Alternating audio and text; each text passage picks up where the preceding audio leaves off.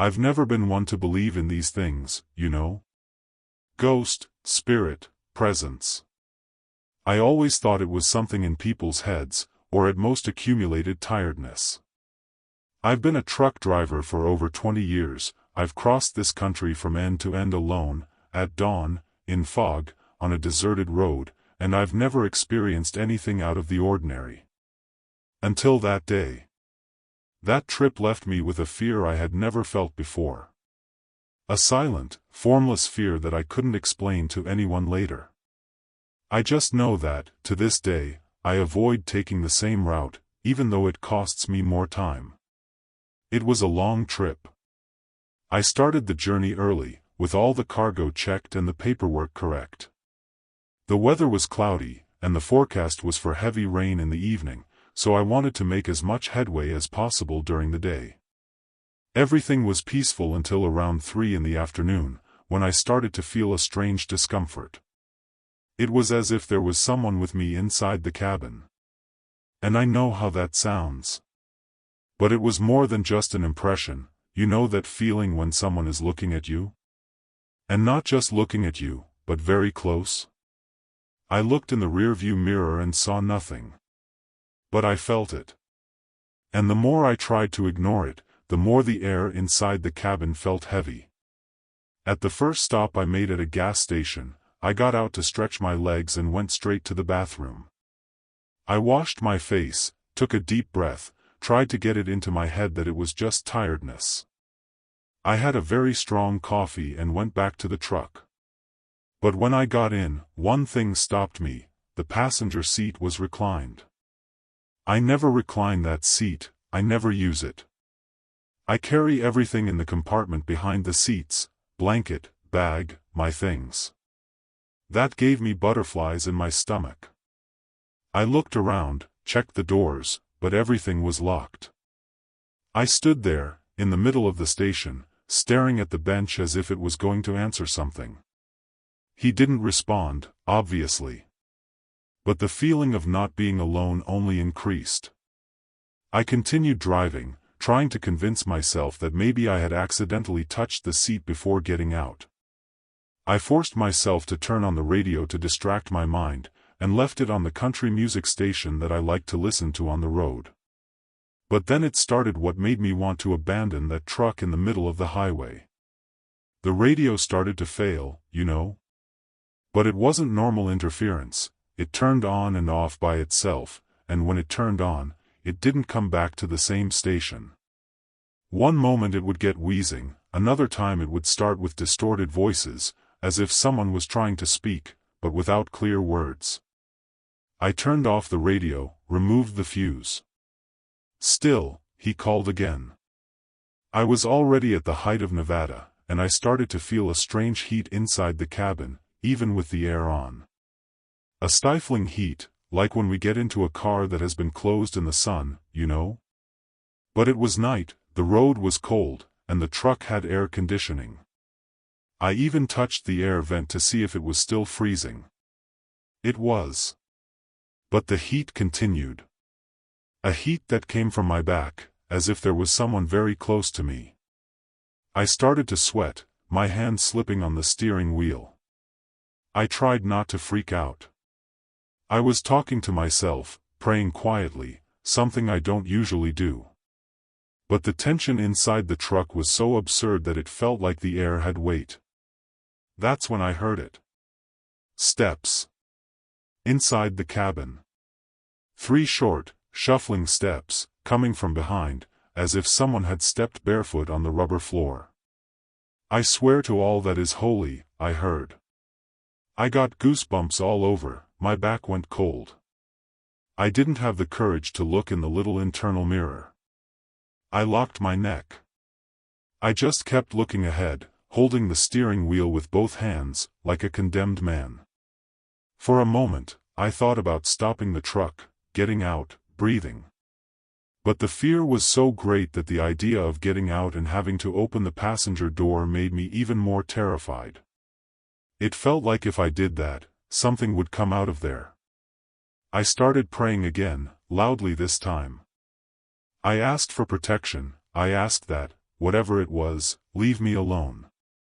And then, suddenly, I felt it. One breath. Behind me. It wasn't mine. It was heavier, slower. And it wasn't coming from far away, it seemed to be right there, behind the bench, maybe even touching the back of my head. I wanted to cry. I wanted to scream. But I couldn't do anything other than keep driving. I felt like a hostage inside my own truck. The thing just was there. Gift. There was no noise other than that breathing. But he didn't need to. She was driving me crazy just by being there. There was a moment when the inside rearview mirror turned on its own. I saw him move. He turned as if someone had pulled his finger, but slowly, as if he wanted me to see. And when he turned around, he pointed straight to the back of the cabin, where I knew there was no one. Even so, the feeling was that it was there. That was the last straw. I pulled the truck over to the side of the road, with the warning lights on, and stayed there. Locked. Without looking back. I picked up my cell phone to try to call someone, but the screen wouldn't light up. Locked. No signal. Only the digital clock on the dashboard was working, and even that seemed to be running slower. I stood there, motionless, for over half an hour. I couldn't start the truck again right away, my hand was shaking too much. The breathing behind me slowly disappeared, as if whoever was there was slowly moving away. There was no door noise, there was no wind, there was nothing. Just silence. A silence that was not normal. It was the kind of silence that feels like it presses on you, sucks in everything around it. And then the radio came on again. Alone. No fuse. This time there was a slow, instrumental song playing that I had never heard in my life. No lyrics, just a drawn-out melody, like the ones played during a wake scene in an old movie. When I finally managed to move, I started the engine and continued on my way. I still had a few hours until the next city and I didn't want to stay there for another minute. The most bizarre thing was that, after I got back on the road, everything was completely normal. The air in the cabin grew cold, the radio turned off and never came back on, and the feeling of presence disappeared. But I was in shock. With my heart racing and my eyes fixed on the road, as if something was still going to appear in the rearview mirror. Nothing appeared. But I felt like someone left just because they wanted to. As if he had finished what he came to do. I arrived at my destination late in the morning the next day, with my head throbbing and my back hurting as if I had been beaten. I told part of the story to a guy who was unloading the load with me, but he laughed and said I should sleep more. I didn't tell anyone else after that. But the passenger seat? He continued reclining. And no matter how much I tried to get up, he came back alone, as if he belonged to someone. I even had the seat replaced, just to see if it was a mechanical problem.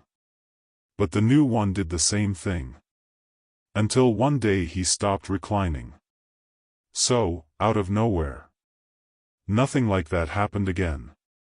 And I never took that route again. I have no explanation. I never saw anyone, I never managed to prove anything. But I know what I felt. I know what I heard. And I know how different that day made me. I avoid telling this story because it seems made up, but I swear it happened. There are things on the road that are not meant to be seen. There are people who, sometimes, just want a ride. And if you are unlucky enough to come across one of them, just pray that it gets off before you reach your destination. I never considered myself the type to get lost easily. After nearly 20 years of crisscrossing the states in my truck, I've learned to trust my instincts more than any GPS. But he had a trip, there through the region between Kentucky and Tennessee, that completely changed the way I see the world. It seems exaggerated, but not a month goes by that I don't dream about it. What happened on that country road? I've never been able to explain. And no matter who I talk to, no one has ever heard of where I've been. I was returning from a delivery in Lexington, Kentucky, on my way to Alabama. It was the weekend, traffic was light, but a portion of Interstate 65 was closed due to emergency work. The detours were poorly signposted, and I ended up taking a dirt road that ran through some farms, after asking at a well-kept gas station. The gas station attendant said that road would take me straight to US 431, and that I would save about 30 minutes. It was narrow, curvy, lined with tall trees, but it seemed peaceful. But, after about 40 minutes of driving, I realized that I should have already turned around. That's when I saw the wooden sign, "Welcome to St. Jacinto." A small town, straight from another time. The entrance had a rusty iron portal with the name on it and some flags hanging between two old posts, as if they were celebrating some local festival. The houses were simple, made of painted wood, some with balconies full of flowers. Kids playing in the street, low country music coming from a radio somewhere. The atmosphere was welcoming, nostalgic. It felt good, like I had stumbled into a place where time had stopped. I parked the truck near the square and was welcomed as if I were known there. Polite people, smiles on their faces, they offered me coffee, corn cake, and asked if I was lost. I ended up staying in a charming inn on the edge of the square, called Rose Inn. It was all very simple, but arranged with care. The room had a handmade bedspread, smelled of lavender and old wood. The owner, a woman named Mildred, said the cell phone signal there was bad because the nearest tower had fallen in a storm last month. I found it curious, but I didn't care. After so many days on the road, that place felt like a well-deserved rest. I stayed there for 2 nights. But it was only when I decided to leave that things got strange. On the 3rd day, I got up early, thanked him for the accommodation and went back to the road I had come from. But that's when the confusion started. The entrance to the city, the same one through which I had arrived, simply no longer existed. There was no sign, there was no dirt road. Instead, there was just a rusty barbed wire fence, with dry pasture on the other side. I turned around, tried to go out onto another street, and ended up coming face to face with dense bushes, with no way out. It was as if the city had closed in on itself. I walked around the same block 3 times until I realized that all the exits led back to the center. And no one there seemed to find it strange. I returned to the inn, confused, and asked Mildred if there was another road to get out of there. She smiled, calmly, and said that those who needed to leave always found a way, just take your time. That bothered me. I spent a few more hours trying to understand what was happening. I tried using the GPS, the Maps app, even the truck's radio to find a local station. Nothing worked. It was as if the city was completely isolated, outside the world. I went to a small local police station, but it was closed, with the door locked and dust accumulated on the floor. It looked abandoned for years, which didn't make sense because I swear I saw a police officer sitting there the first day. At the end of the afternoon, I went to a store to buy a snack and started a conversation with the guy at the counter. I casually asked which county the town was in. He looked at me for a few seconds before replying, "We don't care much about that around here." The way he said it, without looking me in the eye, made me freeze. It was like I was being tested, or watched. I got back in the truck and tried to follow a path that seemed to lead to a larger road on the opposite side of town. After half an hour of driving, I ended up stopping again in the central square. It was as if the city was spinning me around in circles. And, worse, the sky was starting to get dark and I didn't see any streetlights light up. That night, I slept in the truck, close to the church. I started to hear strange noises, slow footsteps around the cabin, as if someone was hovering around me, but never appearing. I saw figures passing between the unlit lamps, and a strange feeling took over my chest, as if I had been forgotten there. As if I had crossed into a place that shouldn't exist, and now I was paying the price. But, out of nowhere, around 4 in the morning, I woke up to the sound of the radio turning on. I was picking up a Nashville station. When I looked out the window, the dirt road I had arrived on was back. I didn't think twice. I started the truck and got on the road, without looking back. The city remained in the rearview mirror, getting smaller and smaller, until it disappeared completely. I took US 431 back as if nothing had happened, and only ended up in Huntsville, where I got a cell phone signal and took a break at a large gas station to try to understand what I had experienced. I Googled the name of the city. Nothing. St. Jacinto did not exist. There wasn't a line on the map, a mention on an obscure blog, nothing in county records, not even on ghost town forums. I called my brother, who is also a truck driver, and asked if he had heard of it. He said never. I returned to this region 3 times later, on different routes, just to see if I could find any clues about the place. I never saw that dirt road again. I never saw the iron arch again, nor the flags, nor anything. As if it had opened just for me, just that one time. I showed the approximate location to a friend who works with road maps. He looked at me as if I had told him a dream. He said there are only farms and forests there. And, the way I described it, it looked more like some village that had been abandoned for decades, but none with that name. I try to believe it was just a lapse, a failure in perception caused by tiredness. But there's no way. I remember people's faces. From the food. The smell of the inn. The laughter in the square. I remember the feeling of being okay, calm, as if I had found a place where nothing bad could reach me. And I also clearly remember the growing discomfort, as if that beautiful place was just pretending to be what it was. As if the time there was something else. Slower. Or older. I don't know how to explain. I just know that I shouldn't have stopped there. Since then, I've kept a notebook with the names of every city I passed through. I write everything down. I even check in at road stops. I never trusted GPS 100% again.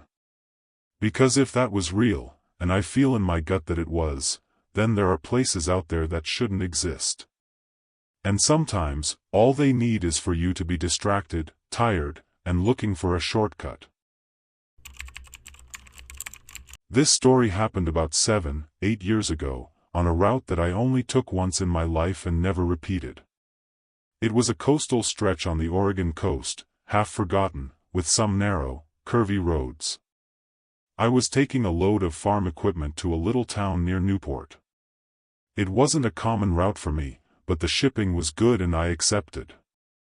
The road bordered the sea at certain points, and even though it was beautiful during the day, at night it became a different place. The fog took over everything, and the sounds of the ocean hit the truck as if it were alive. It was late, it must have been almost 1 in the morning. I still had about 2 hours until I reached the hotel where I was going to sleep, so I decided to continue a little longer. The road was completely deserted, not a single light coming from the opposite direction, nothing. Just me, the engine and the sound of the sea crashing on the rocks. That's when I saw the light. It was a strong light, somewhat yellowish white, at the top of a hill ahead, on the left side of the road. Clearly a lighthouse. At the time, I didn't think it was strange. I thought it was one of those old lighthouses that still worked, serving as a reference for boats or something. But as I got closer, I started to think it was weird. The lighthouse seemed too isolated, like it was in the middle of nowhere. There was no road leading to it, nor any houses nearby. Just the hill, the undergrowth and the sea. Even so, the light rotated, perfect, rhythmic, casting that torch over the fog. And there was another thing, the lighthouse was completely destroyed. The entire structure was cracked, brick exposed, parts of the tower missing. When I got closer, I saw that the top didn't even have coverage anymore. And still, the light kept spinning from above. I slowed down the truck without even realizing it. That stopped me. I tried to think of logical explanations, like some modern light installation installed there as a reference, but it didn't make sense. The place looked abandoned for decades. I even saw some pieces of rotten wood scattered around the bush. Even so, the light continued, strong, constant. And it seemed to follow me too. When I pointed the rearview mirror, the beam was still spinning behind me, cutting through the fog with absurd precision, as if it were marking me. It wasn't just a light guiding the ship. It was like he was calling me.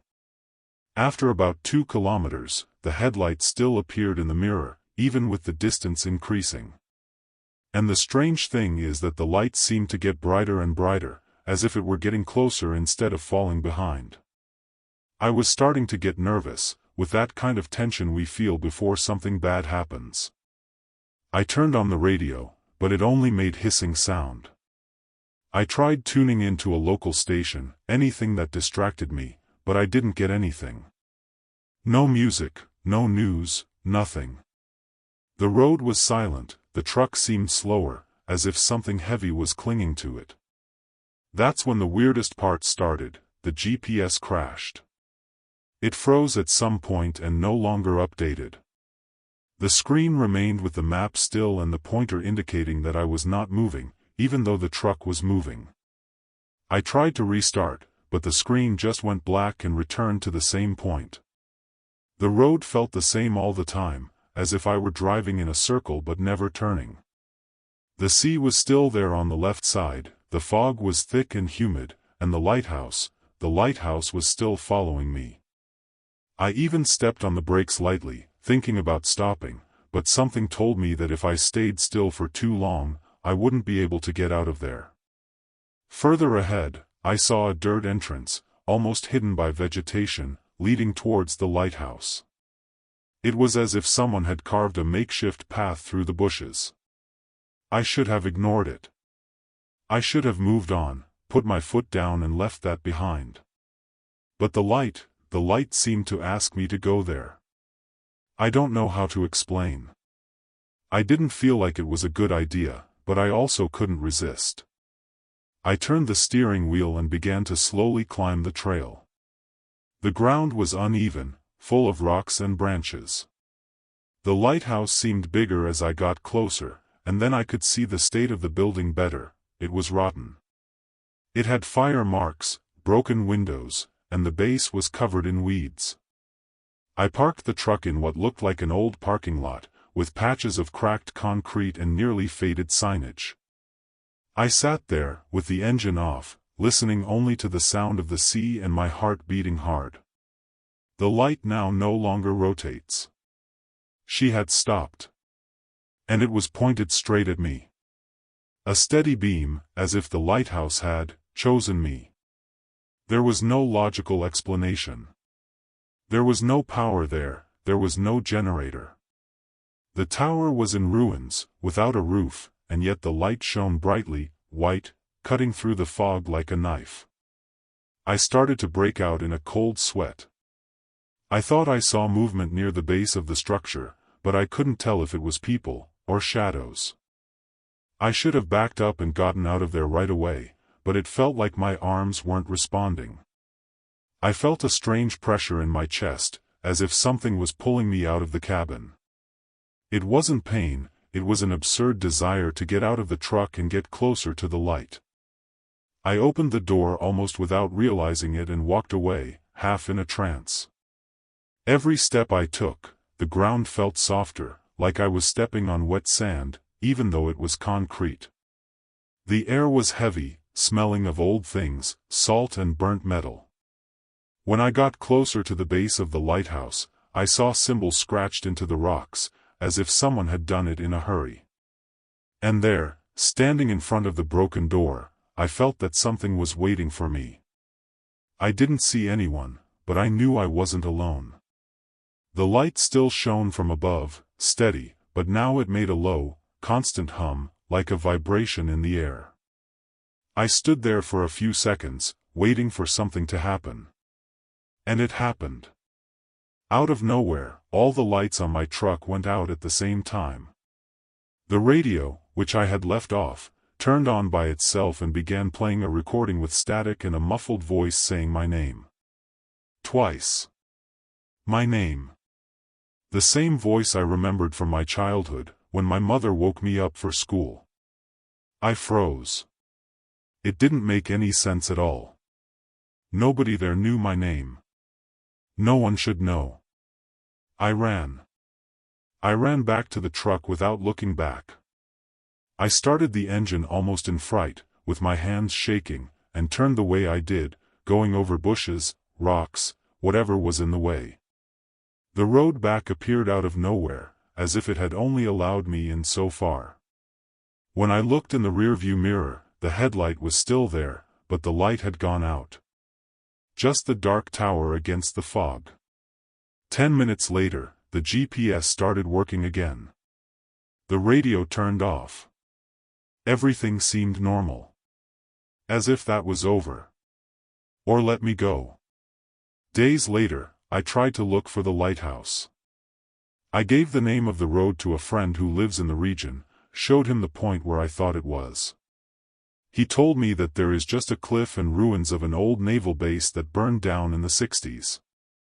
He said that no one has moved there since then, and that the lighthouse that used to be there was demolished. But I swear I saw it. I swear that light was alive. And to this day, sometimes, when I'm driving at dawn, I see a flash of light far away, on the horizon. I fix my gaze and he disappears. But I know it's there. Waiting again. Calling someone. There are things we see on the road that no one believes. I've seen it all myself, an animal in the middle of the road, people trying to jump, a car without lights in the pitch black, but what happened to me on that trip was different. It was as if someone had gotten into the truck with me, but without opening the door. I've never told this to many people because it's the kind of thing that, if you haven't experienced it, you think is an invention.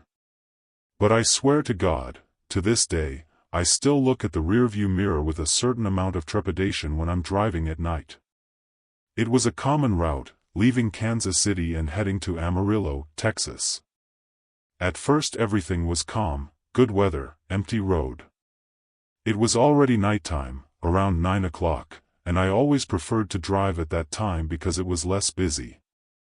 I put some country music quietly on the radio, coffee in the thermos, everything under control. After about 2 hours of traveling, I started to feel a strange discomfort.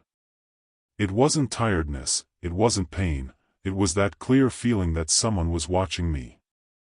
I looked at the central rearview mirror and thought my eyes were playing tricks on me. There was something in the back seat. Before you think I'm crazy, let me explain. My truck has one of those sleeping compartments behind the seats, where you can lie down and sleep when you stop at the station. It's not big, but you can take luggage, blankets, that sort of thing. Well, in the rearview mirror, I saw a dark shape there. Not a person. A shadow. The problem is that the cabin light was on.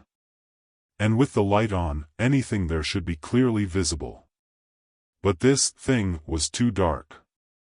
As if it wasn't part of the lighting. As if absorbing the light around it. I blinked, turned to look straight, and of course, there was nothing. I tried to pretend it was tiredness. I turned on the cold air on my face, took another sip of coffee, changed the station. But that feeling didn't go away. It was as if the shadow had disappeared from my direct vision. Because every time I looked in the rearview mirror again, there she was. Stop, at the back of the cabin. No exact shape, but with a weight. As if it had density. And there was one thing even worse, it seemed closer every time. As if with each new look, she had advanced a few centimeters. When I realized this, my stomach turned. I was alone, in the middle of nowhere, and there was something with me. I stopped the truck in a recess on the road, near one of those emergency stations that only has a telephone and a sign with the highway number. I went down with the flashlight in my hand, trying to convince myself that there was nothing there. I opened the passenger side door and pulled back the curtain that separates the cabin from the rest space. Empty. Just my things in the corner, the blanket half balled up and a bottle of water. I passed the flashlight around the corners, pushed the suitcases with my foot. Nothing. But the atmosphere inside was wrong. The air felt colder. Too silent. Even the sound of the sea of crickets outside seemed muffled inside. I went up again, slammed the door, took a deep breath and thought about continuing my journey. But I couldn't get what I had seen out of my head. I decided to call my wife, just to hear her voice and try to calm down. The cell phone was calling, but no one answered. I tried again. Nothing. The screen froze, and when it came back on, there was a strange reflection on it. It wasn't my face. It was as if something darker was behind me, reflected there, for a second. I closed my eyes, turned off my cell phone and put it in my pocket. I started the engine and got back on the road with cold hands. I tried not to look in the rearview mirror anymore. But of course I looked. The shadow was there. Again. Even closer. Now it seemed to take up all the space behind the seats. I couldn't see a face, no limbs, nothing. It was just condensed, dense darkness, as if it had been ripped from somewhere else. And the worst, it seemed to pulse. As if breathing. I started to break out in a cold sweat, even with the air at maximum. The music on the radio began to fail, becoming slower, dragging, until it became just a low hiss. And then, out of nowhere, the radio turned off. Everything was silent except the sound of the engine and the low hum coming from behind. I knew if I looked straight again, I wouldn't see anything. But the fucking shadow wouldn't leave the mirror. I started talking out loud to myself, saying, "This isn't real, I'm tired. It's all in my head." But it was no use. The presence was not in my head. She was there, I felt it in my body. The pressure in the chest, the tingling in the arms, the absurd desire to stop driving and run into the middle of the road. But I continued. I don't know for how long. I just remember walking straight past a gas station that I always stop at, and I didn't even notice. I only realized it when I saw the gas station sign disappearing around the bend in the rearview mirror, and next to it, for a brief second, the shadow seemed to have turned. It had no face. But he seemed to know that I had noticed. I arrived in Amarillo in the morning, with the sun hitting the windshield and my eyes burning from trying so hard to stay awake. I parked the truck in a parking lot and went straight to the gas station bathroom. I looked in the mirror and it looked like I had aged about 5 years. Deep dark circles, pale skin, a lost look. And even there, in the middle of the light, I still felt that presence clinging to me. I went to the back of the truck, opened the cabin again, looked at every corner. Everything normal. As if nothing had happened. But when I closed the door and turned to leave, I saw my reflection in the window glass, and, for a split second, there was something behind me. I got back on the road 2 days later, but I never used the rear view mirror again. I took it out. I started. I only had the sides. And still, sometimes, I feel that shiver go up my back, as if there was someone in the back seat. I've changed trucks since then. New model, brand new, with no rest space in the back. But the fear, that stayed. Every now and then, when I hit the road in the early hours of the morning and the light doesn't come across for hours, I start to feel that same pressure. As if there was something there, just waiting for me to look back again. I've already tried to understand what that was. I spoke to a pastor once. He told me that maybe I had come across something that wasn't from here. Something that saw an entrance in me. I don't know. I just know that it wasn't just a shadow. I had intention. He was aware. It seemed like it fed on my doubt, my fear. And each time I acknowledged her presence, she grew stronger. He never really hurt me, but he never left either. As if he knew that the most effective terror is the one that sets in slowly and never fully presents itself. To this day, I can't explain what happened on that trip. I just know that, since that day, when I spend a lot of time staring at the mirror, any mirror, I keep waiting to see something appear behind me. And the worst thing is that, every now and then, I see it. This was one of the most absurd experiences I've ever had on the road, and I've seen a lot of weird things driving in this country from end to end. But this one, I never managed to explain it. It was an ordinary night, clear sky, without much movement on the road. I was heading north, leaving Flagstaff towards Salt Lake City, carrying construction materials. I was calm, with the route well planned and everything in the truck okay. He was already more than halfway done when he started. A small, silly detail. A truck passed me. Normal. But, less than 10 minutes later, he passed by again. I thought it was an impression. Maybe another similar truck, same color, same model. It was an old model, one of those red Peterbilts with the dark body and the low beam headlights. It also drew attention to the noise, a more serious, somewhat muffled snore. But then he passed for the third time. And this time I paid attention. It was the same. There was a faded sticker on the rear bumper and a blue tarp barely attached to the side of the body. Just the same. Same truck, same sticker, same tarp. But, it wasn't possible. The road was straight, long, and I hadn't stopped or slowed down. And even then, the guy overtook me as if he had appeared out of nowhere. The fourth time, I decided to try to follow him. When it passed me, I accelerated, moved to the left lane and tried to maintain the same speed. But things got even more bizarre. The truck was accelerating as if it was taunting me. It didn't give an arrow, it didn't change lanes, it just gained distance little by little, until it disappeared around a curve or in a foggy area. And then, minutes later, he appeared behind me again. And he overtook me once again. It didn't make sense.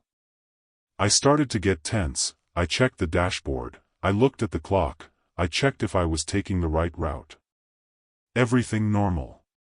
Only he wasn't. I stopped at a 24-hour gas station to try to compose myself.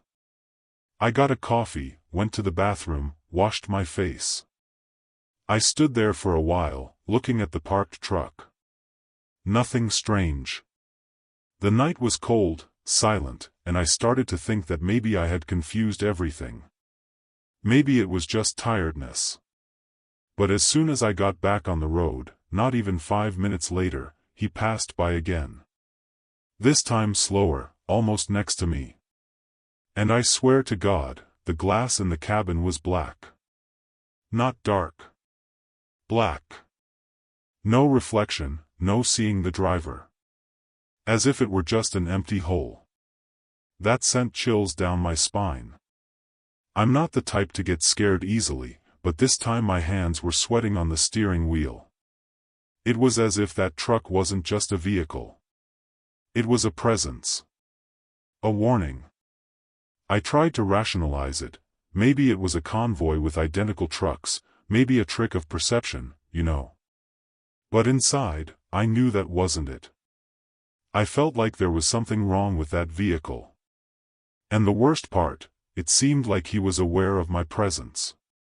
It appeared when I relaxed, disappeared when I tried to understand. The road turned into a cycle. And I no longer knew if I was going forward or spinning in the same endless stretch. I tried to memorize landmarks. Signs, exits, curves. And I started to realize that everything was repeating itself. A crooked tree on a slope, a rusty green sign indicating an exit to a town I had never heard of, Quail Ridge. And then came the headlights. The same sound. The low snoring, the sticker, the blue tarp. And he walked past me as if I wasn't there. One time I tried to honk my horn. Nothing. I tried to turn on the high beam. Nothing. The truck didn't even shake. It didn't even look like it was touching the asphalt. I started to get a strange feeling, like he wasn't exactly here. When overtaking, I took courage and tried to see the sign. It was old, yellowed, but there was still something legible about it. What I could read was UT 392, a highway code I had never heard of. I then looked at the GPS, Google Maps, and on paper. It doesn't exist. You don't have any highways with that name in Utah or neighboring states. That gave me a shock. Because that confirmed that I wasn't just tired. I was experiencing something that didn't fit into reality. I began to wonder if I had come across something I shouldn't have. Some place on the road where time or space didn't work as they should. The last time he appeared, it was different. It didn't overtake me. He was already stopped on the shoulder, a little ahead. Headlights on. Silent. I slowed down, not knowing whether to stop or continue. But when I passed him, something shocked me. The interior of the cabin was now lit up. And inside, there was no one. The steering wheel moved on its own, as if someone was driving, but there was no one in the seat. No shadows. No visible presence. Just the steering wheel turning slowly, and the engine running as if nothing was out of the ordinary. That was too much for me. I put my foot down and only stopped when I arrived in the bright courtyard of a 24-hour gas station. I stayed at the post until dawn. I didn't even try to sleep. I stayed there, sitting on the cafeteria bench, coffee cooling in my hand, looking out the window as if that truck could appear at any moment. I asked the gas station attendant if he had ever heard of a red Peterbilt with a dark body and a blue tarp. He just shrugged and said that trucks like that were common there. I showed the highway on the GPS, the one called UT 392, and he just looked at me strangely. He said that there were only 2 interstates in that region and none with that number. When I insisted, he said that maybe I had taken a wrong turnoff. But I knew better. I tried to retrace the route days later, on my own. I left with an empty truck, similar time, same road. But nothing happened. No strange trucks. No overtaking. No feeling that the timing was wrong. Everything seemed absolutely normal. And the most bizarre thing, Quail Ridge, the town on the sign, doesn't exist either. Not in Utah, not in Arizona, not anywhere. I searched the City Hall website, zip code list, even an old road map. Nothing. It's as if all that happened in a place parallel to the real road. A lost fragment of the route that only appears when you are at the right time and point. Since then, I have never seen that truck again. But every time I get on the road in the early hours of the morning and see headlights approaching in the rearview mirror, my body immediately stiffens. I'm waiting for the sticker. The blue tarp. The low noise of the engine.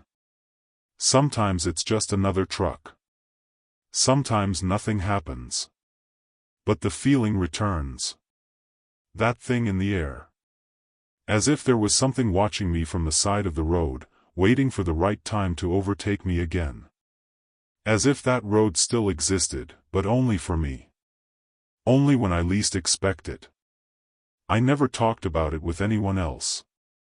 Not with other truck drivers, not with my wife. Nobody would understand. Nobody would believe it. But I know what I saw. And I know that, for a few kilometers that morning, I shared the road with something that shouldn't be here. A truck that never stops. One that seems to follow you no matter how much you accelerate. And, deep down, it's just waiting for you to get tired.